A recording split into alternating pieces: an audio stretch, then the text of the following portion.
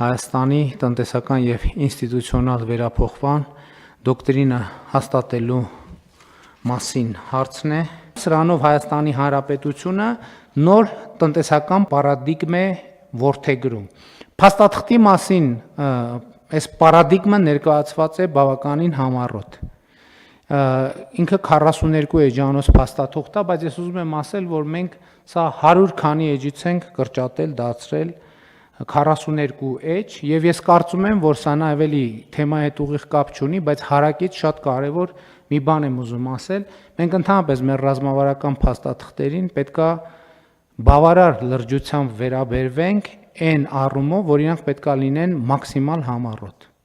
Որովհետև պետական պաշտոնյա եւ ընդհանրապես մարդու ժամանակը ամենաթանկարժեք ռեսուրսն է։ Եվ այն փաստաթուղթը, որը կարա լինի 10 էջ, չպետք է լինի 11 էջ։ Այն ռազմավարությունը, որը կարա լինի 15 էջ, չպետք է լինի 16 էջ։ Այն տեղեկանքը, որը կարա լինի մի էջ, չպետք է լինի 1.5 էջ։ Այն նախադասությունը, որը կարա պարունակի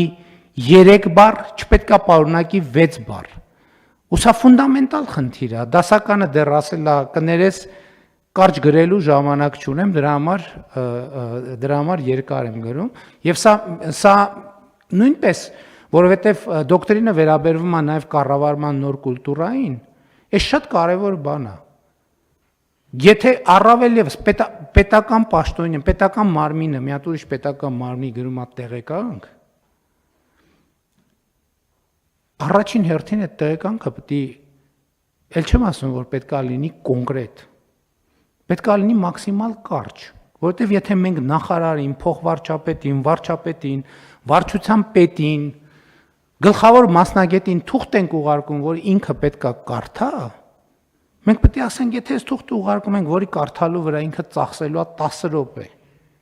արդյոք այդ 10 րոպեն այդ թղթի վրա կարդալու վրա ծախսելը պետական ռեսուրսի, ամենաթանկ ռեսուրսի ժամանակի օգտագործման ամենալավ ձևն է։ Ես ասում եմ, որ ոչ, եւ եթե մենք հաշվենք, թե ինչքան ժամանակ ենք ծախսում կարդալու այն թղթերը, որը 2 էջի փոխարեն կարող լինել 6 տող, տեղեկանքները, որտեղ ընդհանրապես պետք է լինի 3 թիվ, 3 տող, 3 թիվ, բայց գրվում է 6 էջ, 85 թիվ, 72 ֆայլ, ու ասենք դա նրա մասին է, որ մենք կաթվածահար ենք անում մեր իսկ աշխատանք։ Իհարկե մենք փորձում ենք հիմա այդ ստանդարտն էլ բան անել, բայց միշտ չի, ես չեմ ասում, կարող է լինի տենց տեղեկանք, որը նույնքան արժեքավոր է, ինչքան Լև Տոլստոյի Պատերազմ եւ խաղաղություն վեպը, ես չեմ բացառում այդպիսի հանգամանք, թող լինի, այդպիսի գլուխգործոց տեղեկանքները թող լինեն նույնքան արժեքավոր, բայց ես խնդրում եմ, եկեք էս էլ բան անենք։ Եվ դրա համար ես ինչի համար եմ ասում, 42 էջը ինքը կարար իրականում երևի ավելի կարճ լիներ, բայց դա մի ճանապարհ է, որով մենք պետք է անցնենք, բայց ինքը ընթերցանության նյութ որպես այդպեսին կարող է լինի։ Հիմա ինչով է պայմանավորված վերանայման եւ նոր տնտեսական պարադիգմ որդեգրելու անհրաժեշտությունը։ Սրա համար կա մի քանի կարևոր պատճառ։ Առաջին պատճառը 2018 թվականից ի վեր, ըստ էության հեղափոխությունից հետո Հայաստանի տնտեսությունը աճել է ավելի քան 50%-ով։ Այսինքն ճշգրտված տվյալները կլինեն այս տարվա վիճակագրության, մենք վստահ ենք, որ թիվը կլինի 50-ից ավել, իսկ թե կոնկրետ ինչքան, դա արդեն ցույց կտա ժամանակը եւ վիճակագրությունը։ Մեկ շնչին ընկնող հնան ավելի քան կրկնապատկվել է 2018 թվականի հեղափոխությունից հետո կամ 2018 թվականից հետո։ Եվ եթե 2017 թվականին Հայաստանի մեկ շնչին ընկնող հնան 3872 դոլար էր, 2025-ի խիստ նախնական տվյալներով մոտավորապես 9400 դոլար է։ Եվ աճը 2.4 անգամ։ Իհարկե պետք է ասել, որ այստեղ դրամի արժևորումը նույնպես դեր է կատարել, բայց դրամի արժևորումն էլ է տնտեսական գործում։ Եվ շատ կարևոր տնտեսական գործում եկեք արձանագրենք նաև թե ինչ է նշանակում դրամի արժևորումը եւ ինչի արդյունքում է տեղի ունենում դրամի արժևորումը։ Կենտրոնական բանկի նախագահը առիթ ունեցել են կառավարության նիստում խոսելու, հիշում եք, եւ այս տարի, նախորդ տարի կենտրոնական բանկը շուկայից հավաքագրել է ավելի քան 2 միլիարդ դոլար։ Այսինքն հասկանում եք 2 միլիարդ դոլար Հայաստանի շուկայում լրացուցիչ միջոցներ են ի հայտ եկել եւ դա նշանակում է, որ դեպի Հայաստանի Հանրապետություն կա որոշակի ֆինանսական եւ տնտեսական ներհոսք։ Եվ սա իր հերթին այս թիվը մեկ շնչին ընկնող համախառն ներքին արդյունքը կարծում եմ ավելի է արժևորում, որը ելի ուզում եմ ընդգծել 2018-ից ի վեր աճել է 2.4 անգամ։ Այս ամեն ինչը նշանակում է, որ մենք հիմա ունենք բոլորովին ուրիշ տնտեսություն եւ բոլորովին ուրիշ երկիր, քան ունեինք 2018 թվականին։ Եվ սա կարևոր է արձանագրել, բայց ես ուզում եմ ասել, որ մենք պետք է հստակ գծագրենք, թե այս ամեն ինչում որտեղ է կառավարության դերը եւ որտեղ է այլ գործող անձանց դերը։ Կառավարության դերը իմ կարծիքով այն է, որ մենք վերացրել ենք 2018 թվականից տնտեսական գործունեության բոլոր հնարավոր սահմանափակումները։ Վերացրել ենք մենաշնորհները, վերացրել ենք արգելքներն ու արգելակները եւ ահա սա է հիմնական պատճառը, որ 2018 թվականից ի վեր ի հեճուկս բոլոր քաղաքական, տարածաշրջանային, աշխարհաքաղաքական վայրիվերումներին Հայաստանի Հանրապետությունը ոչ միայն պահպանել է մակրոտնտեսական կայունությունը, այլև ապահովել է համախառն մեկ շնչին ընկնող համախառն ներքին արդյունքի ավելի քան 2 անգամ, այսինքն 2.4 անգամ աճ, 50% տնտեսական աճ, եւ այս ամեն ինչը ուզում եմ հիշեցնել COVID-ի գլոբալ եւ բնականաբար նաեւ հայաստանյան ռեցեսիայի պայմաններում։ Եվ ուզում եմ ընդգծել, որ սրանում առաջին հերթին մենք պետք է գնահատենք Հայաստանում աշխատող, արդյունք ստեղծող մարդկանց եւ օրենքով սահմանված հարկերը վճարող մարդկանց, որովհետեւ սա չի կարող լինել եւ չէ կառավարության ձեռքբերումը, սա կառավարության եւ քաղաքացիների համագործակցության ձեռքբերում է։ Այսինքն մենք ստեղծել ենք, մենք մարդկանց ասել ենք, չկա տնտեսական գործունեության որևէ սահմանափակում եւ այդ բանաձևը տվել է իր կոնկրետ արդյունքները, որոնք արտահայտվել են առաջին հերթին տնտեսության, բայց պիտի հիմա այս հաջորդիվ կանդրադառնամ նաեւ քաղաքականության մեջ։ Ըստ էության մենք այս ամենով արձանագրում ենք, որ Հայաստանի Հանրապետությունում ոչ միայն քաղաքական համակարգն է ժողովրդավար, այլև տնտեսական համակարգն է ժողովրդավար եւ պիտի նաեւ ընդգծեմ, որ սա նշանակում է գործնականում, որ կառավարությունը չի միջամտել այնտեղ, որտեղ չպետք է միջամտեր եւ մյուս կողմից կառավարությունը միջամտել է այնտեղ, որտեղ պետք է միջամտեր։ Ընդ որում չմիջամտելու դեպքերներ են լայնորեն հայտնի, միջամտելու դեպքերներ են լայնորեն հայտնի։ Այդ միջամտելու ամենահայտնի օրինակները կարող ենք բերել, Զանգեզուրի պղնձամոլիբդենային կոմբինատի օրինակը կարող ենք բերել, Հայաստանի էլեկտրական ցանցերի օրինակը կարող ենք բերել, եւ ես ուզում եմ կրկին ընդգծել, կառավարությունը չի միջամտել միջև այն եզրը, միջև որտեղ, որից հետո արդեն միջամտելը պարզապես կլիներ անգործություն եւ անպատասխանատվություն։ Հետևաբար այս ամեն ինչով մենք պետք է արձանագրենք, որ տնտեսական այս ցուցանիշները լրացուցիչ կերպով տնտեսական դիտանկյունից հիմնավորում են Հայաստանի Հանրապետության ժողովրդավարական երկիր լինելը, բայց մենք պետք է արձանագրենք նաև, թե ինչ է սա նշանակում քաղաքական առումով, տնտեսական առումով եւ սոցիալական առումով։ Իմ արձանագրումն այն է, որ այս բոլոր գործընթացների հիմքում ընկած է այն, եւ միևնույն ժամանակ այս բոլոր գործընթացների արդյունքը այն է, որ մարդը օբյեկտից վեր է ածվել սուբյեկտի։ Ինչ է սա նշանակում։ Սա նշանակում է, որ մարդը քաղաքացին ոչ թե ինչ որ ուրիշի պետք է սպասի, որ այդ ինչ որ ուրիշը ինչ որ բան անի, իսկ ինքը պետք է նայի այդ ինչ որ բան անողի ձեռքին կամ սպասի նրա կմահաճույքին, այլ առաջին հերթին ինքը պետք է անի այն գործողությունը կամ գործողությունները, որոնք անհրաժեշտ են իր ազատությունը, բարեկեցությունը, անվտանգությունն ու երջանկությունը ապահովելու համար։ Այսինքն մի բան աներկբայորեն ակնհայտ է։ Հայաստանի Հանրապետությունում ամեն ինչ, բացարձակապես ամեն ինչ որոշում է մարդը, քաղաքացին։ Մեր այս դիրքորոշումը որոշակի քննադատության է ենթարկվում պարբերաբար։ Ինչու՞, որովհետև ասում են, որ այս կառավարությունը պատասխանատվությունը դնում է մարդու ուսերին, փորձելով իր վրայից, այսինքն կառավարության եւ իշխանության վրայից պատասխանատվությունը տեղափոխել մարդու եւ անհատի վրա, մարդու եւ անհատի ուսերին դնել։ Այս նախադասությունը ոչ միայն մեղադրանքն է ձևակերպում, բայց նաեւ տալիս է հարցի պատասխանը, որովհետեւ ասվում է կառավարությունը փորձում է պատասխանատվությունը իր ուսերից տեղափոխել դեպի մարդու շարքային քաղաքացու ուսեր, պայմանական ասած։ Այստեղ նրբությունն է, որ անհատի մարդու ամենամեծ անելիքը քաղաքական, հենց քաղաքական իշխանություն ձևավորելն է, հենց կառավարություն ձևավորելն է։ Այսինքն, այսպես թե այնպես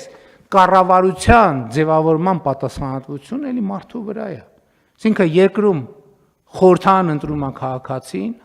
ավագանի ընտրում է քաղաքացին, հետևաբար երբեմն ուղիղ, երբեմն անուղղակի, որովհետև մեր ընտրական համակարգը այդ հնարավորությունն էլ է տալիս, նույն համայնքում էլ, խորհրդարանական ընտրություններում էլ, եթե քաղաքական ուժը հավաքում է 50+1%, քաղաքական ուժի առաջին համարը եւ համայնքում եւ հանրապետական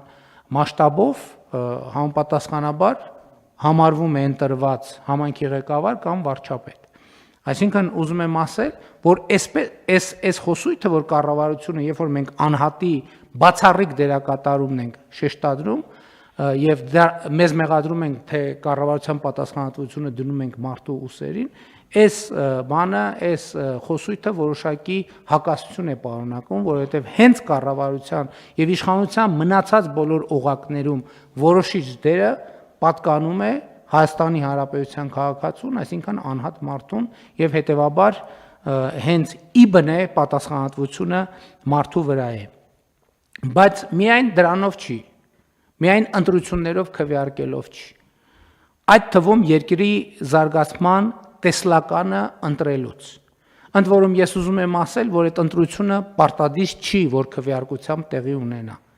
որովհետև երբեմն ընտրությունը եւ գուցե ավելի հաճախ ընտրությունը տեղի է ունենում ոչ ընտրական ճանապարհով, ուղղակի հանրային վերաբերմունքի ձևավորմամբ։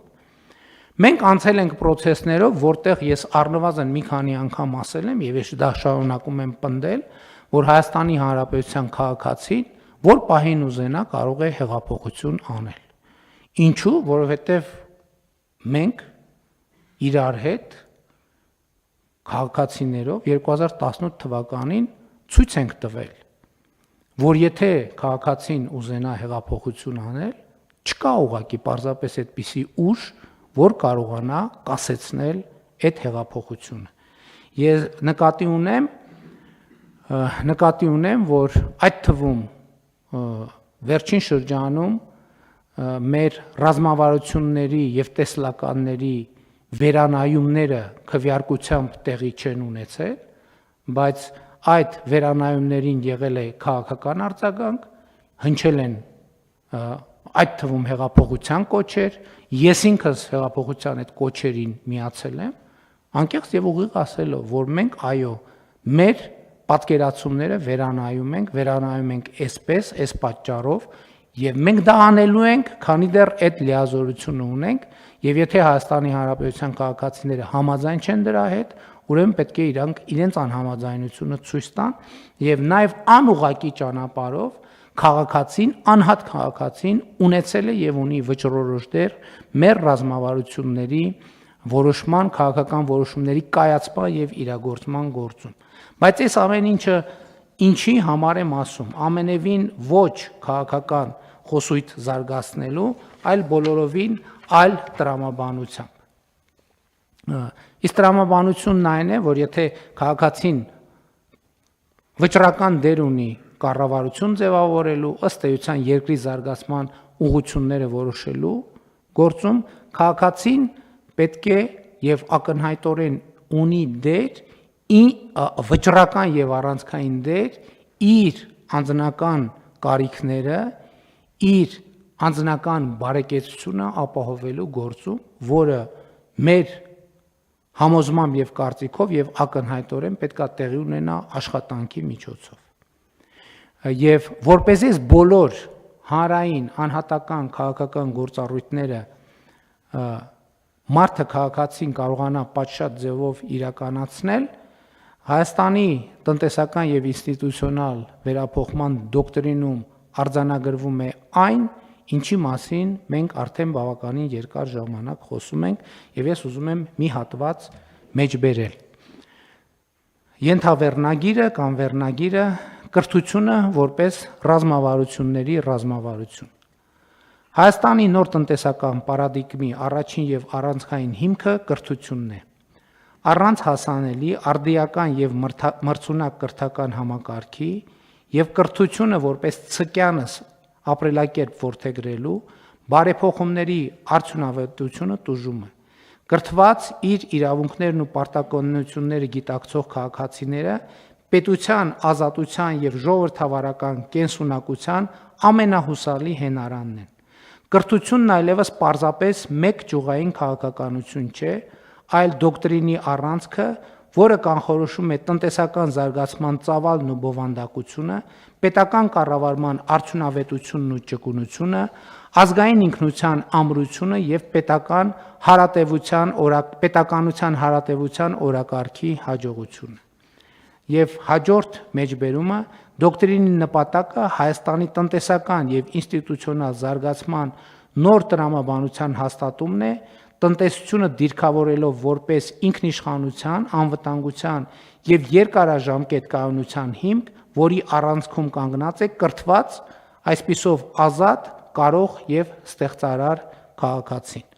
Սա շատ կարևոր արձանագրում է այն տրամաբանությամբ, որ ես ուզում եմ մեր ուշադրությունը հրավիրել, որ երբ որ մենք քաղաքացի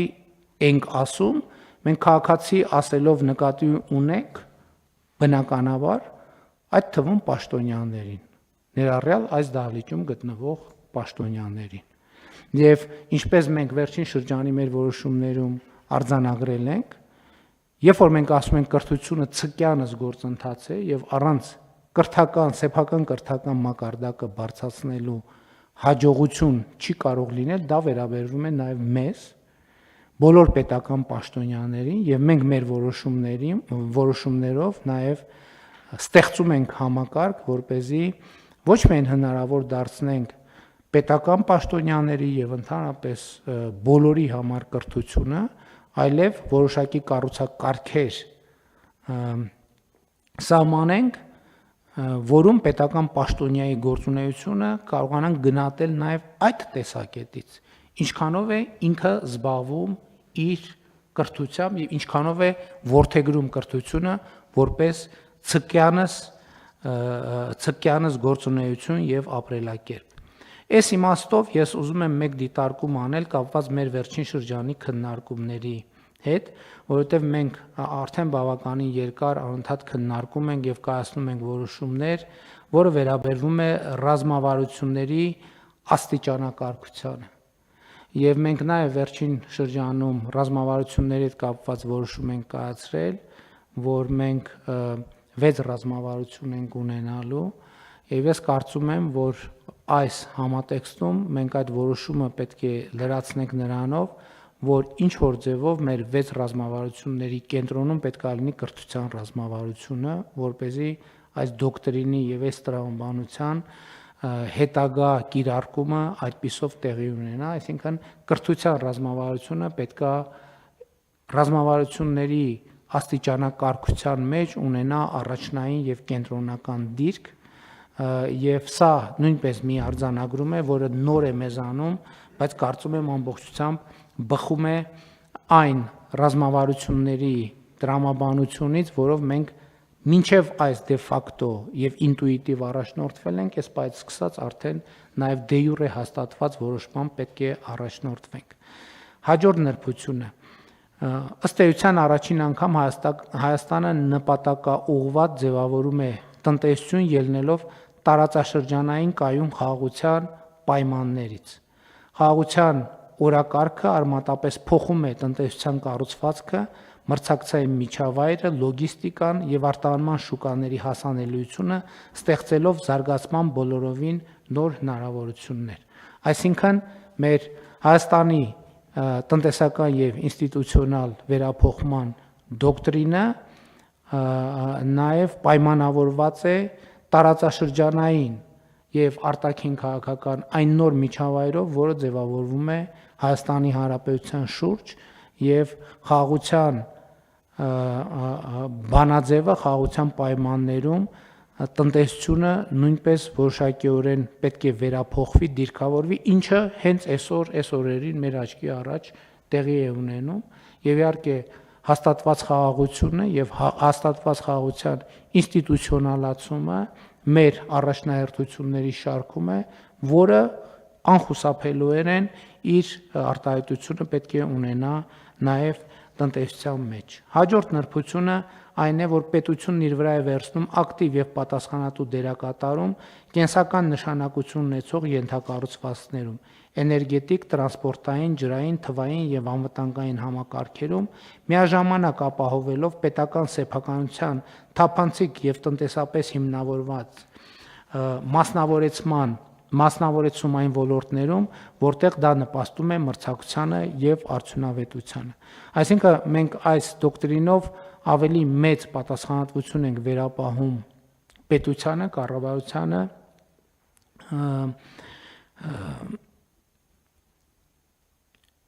ստրատեգիական նշանակության կամ կրիտիկական ենթակառուցվածքների կառավարման գործում միևնույն ժամանակ չբացառելով, որ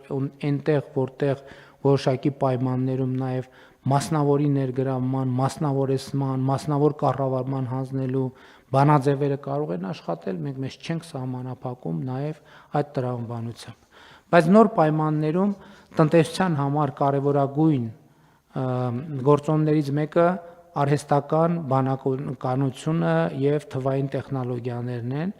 որոնք այս համատեքստում մենք պետք է դիտարկենք ոչ թե որպես առանձին ոլորտ, այլ որպես նոր տնտեսական, սոցիալական եւ հանրային իրողություն։ Այսինքն արհեստական բանականությունն էլ ոչ թե ինքը առանձին վերցրած ոլորտ է, այլ մի ոլորտ է, որը բացարձակապես ազդում է ամեն ինչի վրա։ Ինչպես կրթությունը, որը մենք այլևս չենք նայում որպես առանձին ոլորտ, արհեստական բանականությունն էլ առանց անկախ դրանից մենք կնայենք թե չենք նայի, ինքը արդեն մի ոլորտ է, որը բացարձակապես ամեն ինչի վրա ազդում է, ընդհանուր հանրային հարաբերությունների, աշխատանքի արդյունավետության, կրթության, գիտելիքի եւ այդպես շարունակ, եւ մենք պետք է առանձնահատուկ ուշադրություն դարձնենք, որպեսզի այդ մոտեցող ալիքը ոչ թե սպասենք, որ մոտենա այդ ալիքը, այլ մենք ինքներս նախապատրաստենք, այդ ալիքը բերենք որոշակի կառուցակարգերով, ինտեգրենք մեր կյանքին, մեր հանրային կյանքին, պետական կյանքին, բոլոր ոլորտներում, եւ սրա համար պետք է որոշակի նախապատրաստական աշխատանքներ, որը իհարկե մենք ինչ որ ձևով արդեն իսկ սկսել ենք, բայց շատ կարևոր է, որ մենք ռազմավարական նշանակության փաստաթղթում դա արձանագրենք։ Արհեստական բանականության հետ կապված կա մի լրացուցիչ գործոն, որը վերաբերվում է էներգետիկ համակարգին, որովհետև արհեստական բանականությունը եւ արհեստական բանականության կենտրոնները իրենք էլեկտրաէներգիայի սպառման խոշոր կենտրոններ են, այսինքն արհեստական բանականության զարգացմանը զուգընթաց էլեկտրական էներգիայի սպառումը աճում է մեր պատկերացումներով անհամաչափորեն։ Այսինքն այդտեղ նույնիսկ կարող ենք խոսել երկրաչափական պրոգրեսիայի մասին արհեստական բանականության բնականon սովորական աճի պայմաններում, ինչը նշանակում է, որ մենք էներգետիկայի զարգացմանը պետք է առանձնահատուկ ուշադրություն դարձնենք, բայց այստեղ մեզ համար բացվում են նոր հնարավորություններ, որովհետև Հայաստանի Հանրապետությունը շատ հարուստ է վերականգնվող էներգետիկայի ռեսուրսներով, մասնավորապես արևային էներգիան մեծ պոտենցիալ ունի Հայաստանի Հանրապետությունում եւ այդ պոտենցիալը մենք պետքա ճիշտ եւ ճշգրիտ օգտագործենք։ Ընդ որում ես գիտեմ, որ այստեղ էլ մենք բախվել ենք եւ բախվում ենք մի իրավիճակի հետ, երբ որ ոլորտում մենք հիմնականում նոր իմացություն եւ գիտելիք ձեռք բերելու մեծ պահանջ ունենք, բայց այդ պահանջը բավարար չափով չի լրացվում իմ դիտարկմամբ եւ մենք չենք կարող եւ այս թեմային առաջիկայում մենք պետք է անդրադառնանք, չենք կարող ասել, գիտեք, ինչ հիմա մենք վերականգնվող էներգետիկայի զարգացումը պետք է դանդաղեցնենք կամ կանգնեցնենք, մինչեւ մենք կհասցնենք այդ գիտելիքի հետևից։ Սա բացարձակապես կարծում եմ անընդունելի է, ոչ պետք է մենք թողենք, որ վերականգնվող էներգետիկան զարգանա եւ մի բան էլ խթանենք վերականգնվող էներգետիկայի զարգացումը, որովհետեւ այստեղ խոսքը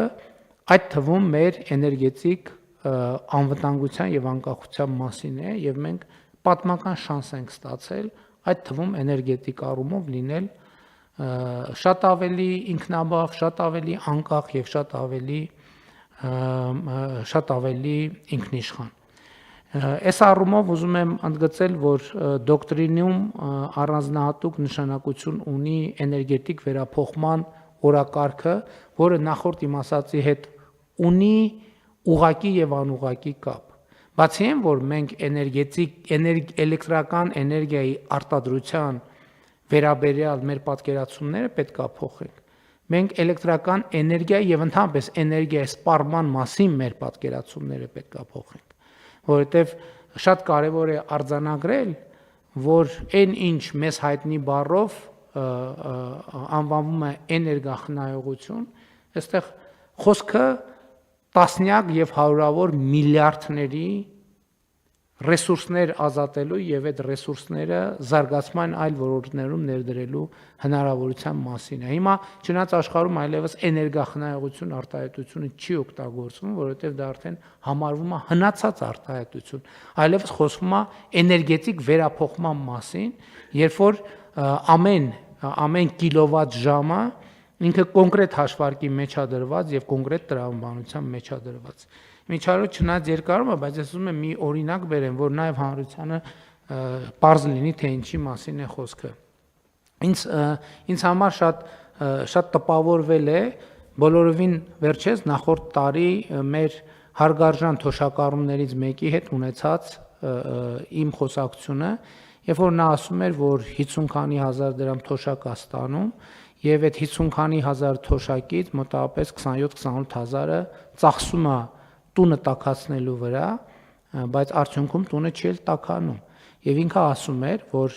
հիմա դու պետք է կառավարությունը թոշակը բարձրացնի, որպեսզի ինքը գոնե կարողանա տաքանալ։ Ես սկսեցի հետազոտել այդ իրավիճակը կոնկրետ հասցեով, կոնկրետ տնով։ Եվ ես արձանագրեցի ինձ համար, եթե մենք օրինակ վերցնենք եւ 20000 դրամով բարձրացնենք թոշակը, նույն քաղաքացին էլեկտրական էներգիայի վրա եւ տուն տաքացնելու վրա ծախսելու արդեն ոչ թե 27000 դրամ, այլ ծախսելու է 35000 դրամ, բայց տունը միևնույնն է չի տաքանալու, որովհետեւ այդ տանը կան բազմաթիվ խնդիրներ, սկսած պատուհաններից, վերջացրած դռներով եւ այլն, վերջացրած պատերով եւ այլն եւ այդպես շարունակ։ Եվ հետեւաբար մեր խնդիրը մենք սովորաբար ինչով ենք գնում, ասում ենք դե 27000 դրամը քիչ է տունը տաքացնելու համար, եկեք ծախսենք 35000 դրամ, բայց մեկը 35000 դրամով էլ տունը չի տաքանում, միևնույնն է, որովհետև տունը տաքացնելու համար մենք ընդհակառակը պետք է մեծ հաշվով փորձենք ծախսել ավելի քիչ, ասենք 18000 դրամ, եւ ներդրումներ անենք, որպեսզի տունը բնակարանը էներգետիկ առումով ամբողջությամբ վերափոխվի։ Սա ես այդ օրինակի թոշակառուի օրինակի վրա եմ բերում, Ինչու, որովհետև ես հետո մեր գործընկերներին այդ խոսակցությունից հետո խնդրել եմ գնալ հետազոտել տունը, տալ եզրակացություն, թե ինչն է խնդիրը, ինչպես կարող ենք, եւ մեր եզրակացությունն էր, որ փողի ավելացմամբ, ուղղակի զուտ փողի ավելացմամբ մենք խնդիրը չենք լուծելու։ Մենք ընդհակառակը կարող ենք, եթե մենք անենք պատշաճ ներդրումներ, որը իհարկե այլ տրամաբանություն է ենթադրում, մենք ընդհակառակը էլեկտրական էներգիայի կամ տուն տաքացնելու վրա կծախսենք ավելի քիչ եւ կունենանք ավելի տաք եւ ավելի հարմարավետ բնակարան։ Եվ սա է էներգետիկ վերափոխման իմաստը, որը շատ բարդ թեմա է եւ այս թեման պլանավորելու եւ իրականացնելու համար շատ լուրջ հետազոտական, վերլուծական եւ ինտելեկտուալ աշխատանք է հարկավոր։ Հաջորդ նրբությունը, որի վրա ուզում եմ մեր ուշադրությունը հրավիրել, հետևյալն է, տարածքային զարգացումը մենք այսպիսով ընդգծում ենք որպես տնտեսական քաղաքականության առանցքային բաղադրիչ, պետությունը որդեգրում է տարածքային մասնագիտացման մոտեցումը։ Ինչ նկատի ունենք։ Նկատի ունենք, որ մենք այդ թվում տարածքային զարգացման տրամաբանության մեջ պետք է նույնականացնենք այն առանձնահատուկ հնարավորությունները, որոնք հատուկ են տվյալ տարածքին։ Կլինի դա մարզի մասշտաբով, կլինի համայնքի մասշտաբով, կլինի գյուղի մասշտաբով, որովհետև այո, ընդհանուր առմամբ մենք ունենք քաղաքականություններ, որոնք կիրառելի եւ արդյունավետ կարող են լինել բոլոր տեղերում։ Մասնավորապես այն, որ բոլոր տեղերում պետք է լինի ճանապարհ, ոռոգման ջուր, խմելու ջուր եւ այլն եւ այդպես շարունակ, դա ակնհայտ է, բայց այնուամենայնիվ ամեն առանձին վերցրած համայնք, մարզ, բնակավայր կարող է ունենալ զարգացման որոշակի յուրահատուկ ուղի ընտրելու տրամաբանություն, որի դեպքեր իմիջիայլոց հանրապետությունում արդեն իսկ կա։ Ասենք ամենահայտնի օրինակը Արենի համայնքը, որը կենտրոնացած է, ասենք գինու արտադրության վրա եւ ելի ուրիշ բնակավայրեր կան, որոնք ունեն իրենց առանձնահատկությունը եւ զարգացման ռազմավարություններ եւ մարտավարություններ որդեգրելիս մենք պետք է այս առանձնահատկությունները հաշվի առնենք։ Եվ սրա հետ ուղիղ կամ անուղակի եւ ուղակի կերպով կապվում է Հայաստանի Հանրապետությունը օտարերկրյա մասնագետների համար գրավիչ միջավայր դարձնելու օրակարգը։ Վերջերս նաև մենք մասնավոր հատվածի հետ քննարկումներում դուրս ենք բերել մի կարևոր օրակարգ, որտեղ ժամանակակից աշխարհում ձևավորվում է գլոբալ այնպիսի ուղղություն, որը անվանվում է digital nomad կամ թվային քոչվոր, ոչ այդքան հայերենում բարեհունչ բառակապակցությամբ, բայց գլոբալացման եւ տեխնոլոգիաների զարգացման պայմաններում մարդկանց տնտեսական եւ աշխատանքային գործունեություն ծավալելու համար շատ հաճախ պետք չի կապված լինել կոնկրետ վայրի, կոնկրետ գրասենյակի կամ երկարաժամկետ կապվածության հանգամանքը հաղթահարվում է եւ նոր սովորություններ են ձևավորվում։ Մարդը նախընտրում է աշխատել տարբեր երկրներում, տարբեր բնակավայրերում, տարբեր միջավայրերում, որտեղ գտնվելու ժամանակահատվածը կախված կլինի այն պայմանների հարմարավետությունից, որը երկրում առկա է։ Մենք կարծում ենք, որ Հայաստանի Հանրապետությունում այսպիսի մեծ պոտենցիալ կա, մանավանդ որ մենք հիմա լայնորեն ինտերնետի հասանելիությունը Հայաստանի Հանրապետությունում մեծացրել ենք, այսօր գործնականում Հայաստանի Հանրապետությունում չկա մի ձորակ, մի անտառ, մի պուրակ, մի լեռ, մի գետ, մի լիճ, որտեղ չկա ինտերնետ, որովհետև Հայաստանի Հանրապետությունում գործում է արդեն բավական երկար ժամանակ Starlink արբանյակային ինտերնետը եւ այս տրամաբանությամբ արդեն նախնական պայմանները, որ Հայաստանի Հանրապետությունը digital nomad-ների համար գրավիչ դարձնել մենք ունենք եւ հետեւաբար մենք պետք է այստեղ զարգացնենք իմիջայլոց մասնավոր հատվածում քննարկումների արդյունքում գաղափար առաջացավ եւ ես հանձնարարել եմ, որ այդ թեման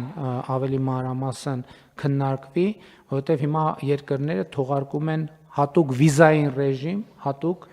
digital nomad-ների համար եւ մենք պետք է նույնպես քննարկենք առնվազն այս մոտեցումը որդեգրելու, երբ որ թվային նոմադների համար տրվում են որոշակի ժամկետով հեշտացված վիզաներ, որպեսզի նրանք իրենց ճամփորդությունը ավելի հեշտությամբ իրականացնեն եւ իհարկե զբոսաշրջային ենթակառուցվածքները հատուկ նշանակություն են այս տեսակետից։ Հաջորդ նրբությունը, որի մասին կուզենայի խոսել, հարկային նոր մոտեցումներ որդեգրելու շատ հավակնոտ եւ ճիշտն ասած մի քիչ վախենալու ծրագիր որդեգրելու մասին է։ Մենք համոզմունք ունենք, որ հիմա մեզ հարկավոր է, որ հարկային երկարաժամկետ կարգավորումներ որդեգրել։ Մենք դա գիտենք, մենք դա հասկանում ենք, մենք դա գիտակցում ենք, բայց գիտակցելը մի բան է, իրականացնելը երկրորդ բան է եւ դա անելու համարձակություն ունենալը երրորդ բան է։ Եվ չեմ թաքցնի, այդ թվում վերջերս Ջերմուկում տեղի ունեցած գործարար աշխատաժողովի ժամանակ մենք զգուշորեն սկսել ենք քննարկել, որ առաջիկայում մենք պետք է դիտարկենք հարկային այնպիսի նոր օրենսգիրք ընդունելու տարբերակը, որը մենք կարգավորումներով կկարողանանք ուժի մեջ պահել նույն կարգավորումները, ասենք օրինակ 10 տարի։ Այսինքն, եթե մենք կարողանանք հասնել այդ կետին,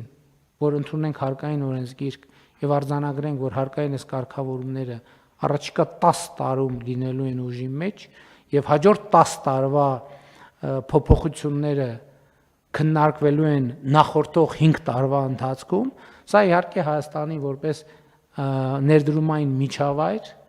գրավչությունը էականորեն կփոխի, բայց ես ուզում եմ սա մենք հստակ արձանագրենք, սա մենք չենք արձանագրում որպես պարտավորություն, որովհետև ասում եմ, թաքցնելու բան չկա, սա բավականին բարդ եւ ուղիղ ասում եմ վախենալու թեմա է, բայց մենք հայտարարում ենք, որ մենք լրջորեն մոտենալու ենք այս հարցին եւ նաեւ փորձագիտական հանրությանը, գործարար հանրությանը արդեն իսկ հրավիրել ենք այս թեմայով քննարկումներ ունենալու, տեսնելով թե իրատեսորեն ինչքանով է իրատեսական նման խնդրի լուծմանը, բայց իհարկե գալու է պահը, երբ որ առաջանալու է ուղղակի քաղաքական պատասխանատվության խնդիր, եւ մենք լրջորեն դիտարկում ենք այդ քաղաքական պատասխանատվությունը ստանձնելու տարբերակը։ Եվ նաեւ կառավարման արդյունավետությունը բարձրացնելու առումով էական ենք համարում թվայնացումը, որովհետև մենք շատ ենք խոսում այն մասին, որ մեր կարգավորումները երբեմն շատ բարդ են, շատ երկար են, շատ խճճված են եւ հանրապետության պատմության ընթացքում տարբեր փորձեր են եղել կարգավորումները հնարավորինս պարզեցնելու։ Իհարկե այդ փորձերից մի մասը եղել են բավականին հաջող, մյուս մասը եղել է ոչ այնքան հաջող, բայց մենք եկել ենք այն եզրակացությամբ, որ այս խնդրի լուծման ուղիղ ճանապարհը թվայնացումն է, որովհետև նախ թվայնացումը մեզ համար առիթ է, որպեսզի մենք ամեն ինչի անդրադառնանք հետևյալ տեսակետից։ Իսկ արդյոք այս կարգավորումը պետք է, որովհետև մենք պիտի թվայնացնենք ամեն ինչ եւ կա ուրիշ մի սկզբունք, եթե կա մի կարգավորում, որը հնարավոր չէ թվայնացնել, ուրեմն այդ կարգավորումը ընդհանրապես անհրաժեշտ չէ, այդ կարգավորումը պետք է վերացնել։ Եվ երկրորդը, ամեն ինչ չի, որը հնարավոր է թվայնացնել, դա ինքնին չի նշանակում, որ դա անհրաժեշտ է։ Մենք պետք է նորից վերանայենք, եւ երբ որ մենք որդեգրում ենք այդ սկզբունքը, որ պետությունը քաղաքացուց կամ սուբյեկտից պետք է մի տվյալը մի անգամ վերցնի եւ հետագայում երկրորդ անգամ նույն տվյալ ներկայացնելու անհրաժեշտություն չառաջացնի քաղաքացու համար, սա էլ մի իրադրություն է եւ բանաձև է, որը անխուսափելիորեն մեզ տանելու է բազմաթիվ կարգավորումների ուղղակի չեղարկման, դրանց անհրաժեշտ չլինելու հիմնավորմամբ։ Իհարկե թվայնացման process-ը գնում է առաջ, բայց առաջիկա շրջանում մենք ավելի մեծ ուշադրություն եւ կենտրոնացվածություն պետք է ունենանք թվայնացման վրա, որը մենք համարում ենք այդ թվում արդյունավետ կառավարման գործիք, պետական կառավարման համակարգի աշխատանքի արդյունավետությունը բարձրացնելու գործիք։ Եվ ինչով առաջին հերթին նրանով, որ պաշտոնյաների սուբյեկտիվ կամ թեկուզ օբյեկտիվ միջամտության անհրաժեշտությունը ուղղակի վերանում է, երբ որ թվայնացման գործիքները պատշաճ սկսում են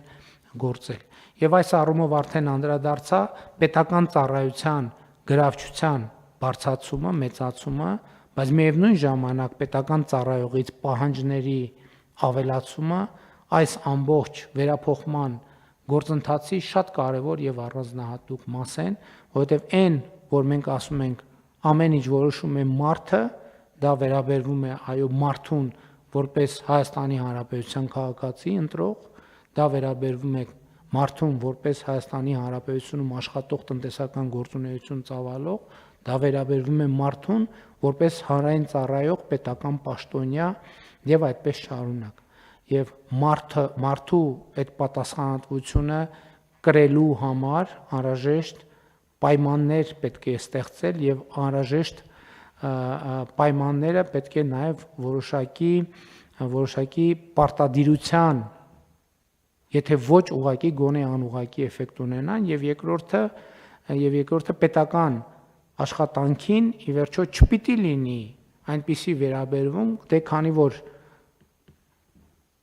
լավ աշխատանք չեմ կարողանում գտնել, ուրեմն երևի պետքա ստիպված եմ պետական կամ համայնքային ծառայող լինել, ինչը ցավոք որոշ դեպքերում մեր իրականության մեջ առկա է։ Այսինքն մենք չենք կարող ասել, որ մենք այդ երևույթից ազատվել ենք։ Եվ հետեւաբար, եթե մենք ուզում ենք, որ վերափոխված եւ զարգացած պետություն ունենանք, դա նշանակում է, որ պետական համակարգում աշխատանքը չպետք է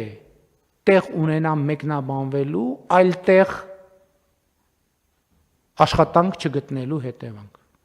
Եվ սա լուրջ խնդիր է եւ մենք այո շատ բարդ է, շատ պատասխանատու է։ Մինչեւ հիմա ոչ մեկ այդ բեռը չի վերցրել իր վրա, բայց ով պիտի վերցնի, ասինքն մենք հույս ունենք, որ այնտեղ ինչ ենք ասում, ոչ թե ինչ որ ուրիշ, ինչ որ մեկը պետք է անի, այլ մենք պետք է անենք դա եւ մենք դա արել ենք, առաջիկայում մենք այս թեմայով կստանանք լուրջ հարվածներ, բայց մենք այդ հարվածներին կտանք արժանի հակահարված։ Տնտեսության մասով մենք էական մի գործոն կա, որը հաջորդ ժամանակաշրջանում պետքա շատ ավելի մեծ դեր ունենա մեր երկրի տնտեսության զարգացման գործում այդ կապիտալի շուկայի կայացումն է։ Ես ուրախ եմ, որ Ջերմուկում տեղի ունեցած աշխատաժողովը մեզ համոզեց, որ այս ընթացքում մեր գործադրած ջանքերը իզուր չեն եղել։ Ես անկեղծ ասեմ, ես այն զգացողությունը ունեի, այդ թվում Ջերմուկ գնալուց առաջ, որ մենք ինչքան քննարկել ենք, որոշումներ ենք կայացրել, միջոցներ ենք ձեռնարկել, ոնց որ թե համարյա անարդյունք է անցել, բայց սա այն դեպքերից էր, որ այդ թեմայով զեկույցը ինձ հաճելիորեն զարմացրեց, ընդ որում զեկույցի հեղինակը պետական մարմինները չէին, որ ասվեն, որ էլի սխալ զեկույցներ են ներկայացնում։ Պետական մարմինը, որ մի լավ բան ասում է, ինչ որ շրջանակներ կան, առաջ արձագանքն են, որ սխալ տվյալներ են ներկայացնում, խաբում են, մոլորեցնում են։ Հենց իրական հատվածի ներկայացուցիչները ներկայացրին զարգացումները եւ մենք ոնց որ տնտեսությունն է աճել 50 եւ ավելի տոկոսով, այնպես էլ կապիտալի շուկան իր ծավալներով առնվազն 3-4 անգամ մեծացել է եւ հիմա էլ նոր փուլ մտնելու նախապատրաստված ենք եւ կապիտալի շուկայի դերը պետք է էականորեն մեծանա։ Հաջորդ առանձնահատկությունը, որ կուզենայի ամփոփելով ուղղակի ընդգծել, այդ գյուղատնտեսության նկատմամբ մեր վերաբերմունքն է եւ մենք ոչ թե առաջիկա շրջանում պետք է ասենք գյուղատնտեսություն եւ ինտենսիվ գյուղատնտեսություն, մենք գյուղատնտեսություն ասելով պետք է հասկանանք միայն ինտենսիվ գյուղատնտեսություն, որովհետեւ ոչ ինտենսիվ գյուղատնտեսությունը պարզապես եկեք արձանագրենք, որ ինքը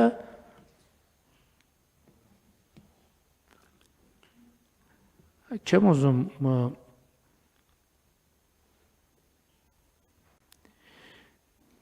ինքը չի համապատասխանում ոչ միայն վաղվա, ինքը այսօր արդեն արդիական չի, բայց ես ուզում եմ հաճույքով արձանագրել, որ էսել են ոլորտներից է, որտեղ մեր ջանքերը ի հեճուկս բոլոր կոռուպցիոն եւ մերձ կոռուպցիոն սկանդալների էլի տվել են արդյունքներ։ Ես ամենաթարմ օրինակը նախորդ օրը մենք Արուճում ուրեմն մասնակցում էինք հոգևոր երաժշտության փառատոնի, որտեղ զուգահեռ արդեն 3-րդ տարին փորձում ենք տոնավաճառի նման բան կազմակերպել։ Ես տաղավարներով անցնում էի եւ հերթական տաղավարի մոտեցա, այնտեղ մրգեր էին դրած եւ իմ առաջին ռեակցիան այն էր, թե այս մտքումս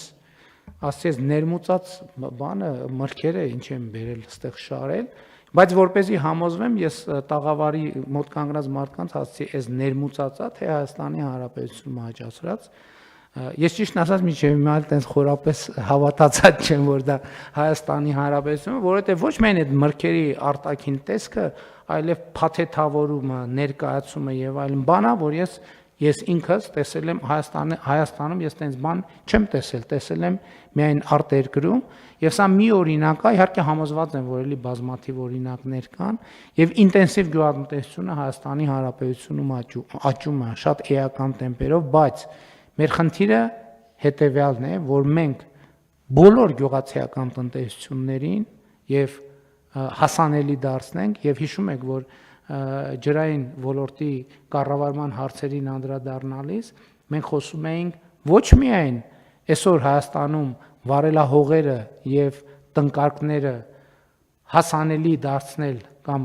տնկարկների եւ վարելահողերի համար հասանելի դարձնել ոռոգման ջուրը, այլև ջուրը կառավարել այնպես, որ բազմաթիվ տարածքներ, որոնք ունեն դառնալ վարելահողեր, ունեն պոտենցիալ դառնալու վարելահող կամ այգիներ, մենք կարողանանք այդ տեղերին նույնպես ոռոգման ջուր հասնել, որովհետև եթե տեղ ջուր լինի, այնտեղ կլինեն այգիներ, ընդ որում բարձր արժեք ունեցող մշակաբույսերի այգիներ, եթե ջուր չլինի, այնտեղ կշարունակեն մնալ տափաստանային իրավիճակներ։ Հարգելի գործընկերներ, էլի փաստաթուղթը ճիշտ է շատ ծավալուն չէ, բայց ինքը ընդգրկուն է, բայց ուզում եմ էլի ընդգծել, որ այս բոլոր մոտեցումների հիմքում ընկած է մեկ առանցքային գաղափար, պետությունը դիտարկվում է որպես շարունակական ինստիտուտ, որտեղ կառավարությունները փոփոխական են, իսկ տնտեսական քաղաքականության տրամաբանությունը կայուն եւ կանխատեսելի։ Եվ այս ամենի հիմքում դրված է պետության հարատևության գաղափարը եւ այս ամենի հիմքում դրված է այն գաղափարը, որ պետության տնտեսական զարգացումը հենց պետական շահն է։ Այս էլ է շատ կարևոր արձանագրելու համար, որովհետեւ էլի մեր իրականությամբ մենք անդադ ասում ենք առաջնորդվենք պետական շահով, առաջնորդվենք պետական շահով, առաջնորդվենք պետական շահով։ Մենք պետք է շատ հստակ ձևակերպենք եւ տեսնենք, թե ինչ է պետական շահը։ Պետական շահը տնտեսական զարգացումն է, որովհետեւ առանց տնտեսական զարգացման պարզապես հնարավոր չէ սպասարկել որևէ օրակարգ։ Կառավարության անդամները ներկայացնում են տարբեր ոլորտներ եւ դահլիճում ներկա պաշտոնյաները ներկայացնում են տարբեր ոլորտներ, բայց առանց տնտեսական զարգացման որևէ ոլորտում առաջընթաց հնարավոր չէ ապահովել, որովհետեւ որևէ ոլորտում առաջընթաց ապահովելու համար անհրաժեշտ է պետական բյուջեի a եկամտային հոդված, b ծախսային հոդված, իսկ այս երկուսի համար անհրաժեշտ են իհարկե եկամուտների շարունակական աճ Հայաստանի Հանրապետության պետական բյուջեի, իսկ պետական բյուջեի եկամուտների աճը առանց տնտեսական զարգացման պարզապես հնարավոր չէ։ Հարգելի գործընկերներ, սա է նախապատրաստել ասելու Հայաստանի տնտեսական եւ ինստիտուցիոնալ վերափոխման դոկտրինի մասին, ըստ էության կառավարությունը ամբողջ կազմով եւ գերատեսչությունները մասնակցել են փաստաթղթի մշակմանը եւ առաջարկում եմ ընդունել, բայց եթե հարցեր եւ դիտարկումներ կան, խնդրեմ։ Չկան, հարցը դրվում է քվեարկության, ովքեր են դեմ որոշման ընդունմանը, դեմ չկա,